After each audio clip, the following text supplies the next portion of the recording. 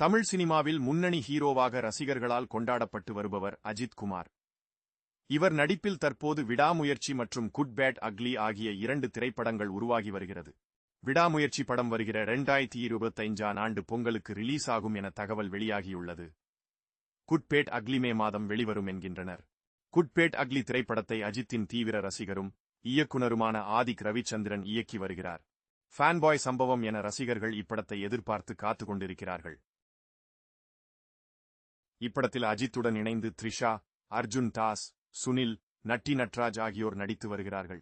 பல வருடங்கள் கழித்து குட் பேட் அக்லி படத்திற்காக உடல் எடையை பாதியாக குறைத்து ஆளடையாளமே தெரியாமல் மாறியுள்ளார் அஜித். வித்தியாசமான கெட்டப்பிலும் நடித்து வருகிறார். இந்த நிலையில் இப்படத்திலிருந்து அஜித் மிகவும் இளமையாக தோற்றத்தில் நடித்துள்ள புகைப்படம் ஒன்று வெளிவந்துள்ளது. ஏஜிங் செய்யாமல் இளமையாக மாறியுள்ளார் அஜித்.